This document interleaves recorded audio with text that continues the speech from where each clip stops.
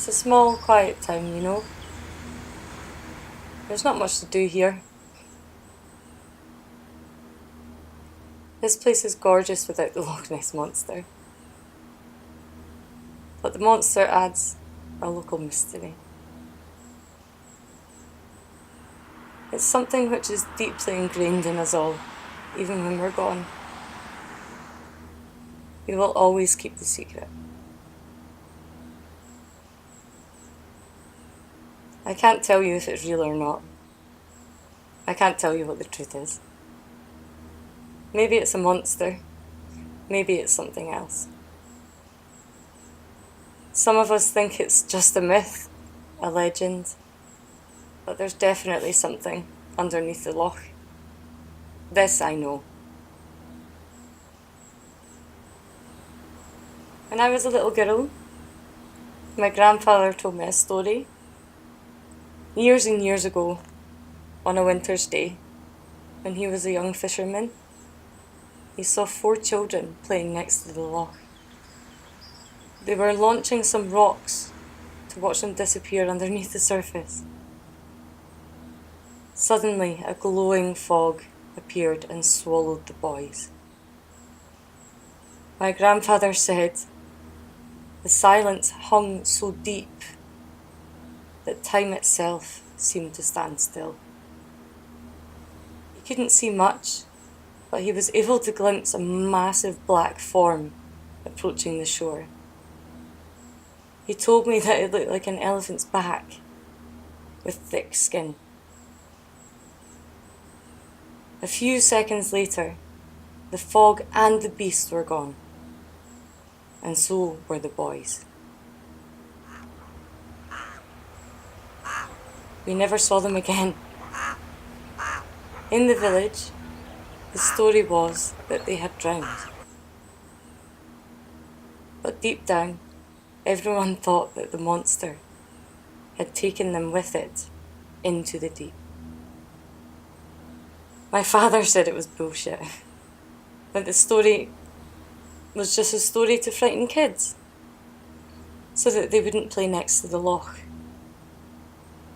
My mother said that in every story, there is a part of truth.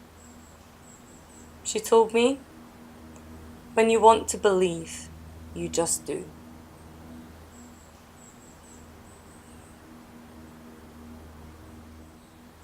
But it's funny, when you think about it, the monster, either it exists or it does not. It's always been something fascinating and yet terrifying, because it represents something that we can't even imagine. Exactly like this loch, which is so deep that we can't be sure what's hiding below. The water is so cold and so dark, dangerous and mesmerising at the same time. Once a little girl told me that she hoped the monster wasn't real. Not because she was scared of it, but because she thought that if we learned one day that it was real, people would hunt it down and kill it.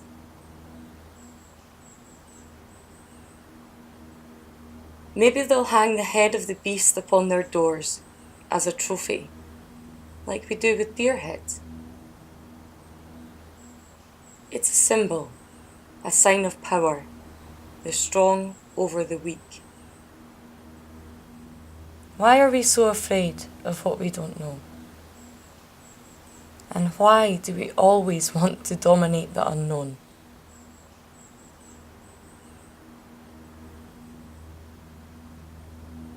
The theory is that there's not just one monster, because just one couldn't have survived for this long. There's a whole family of them. Loch Ness is connected to the sea.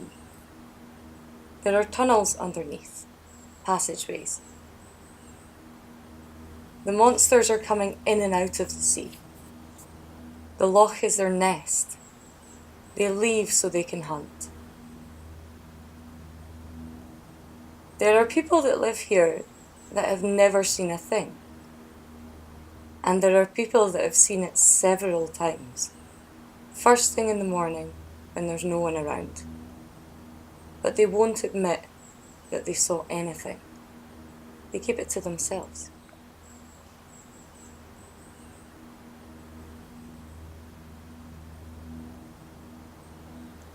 I go into the mountains a lot. You never see a soul, you know. When I was 14, I went to the loch every morning at the break of dawn, when the mist gave the forest a magical atmosphere. I would cross the river and sit down on the shore, scanning the horizon, hoping to see it. Every day for 1 year, this was my ritual, but I never saw a thing.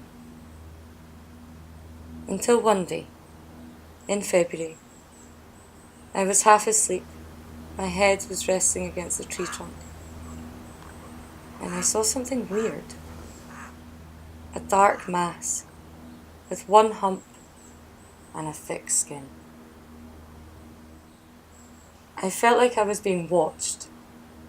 The hairs on the back of my neck stood up as I thought about the story of the children who were taken by the monster. I wanted to run, but I was absolutely petrified by cold and fear. The creature and I stared at each other for what seemed to be an eternity. Then it plunged into the abyss of the loch, leaving me alone as the sun was rising in the sky. I thought it may have been a dream, a hallucination, or something like that. But there is something in me that is sure that there was something staring at me in the water that day. And remember, just because you cannot see something does not mean it does not exist.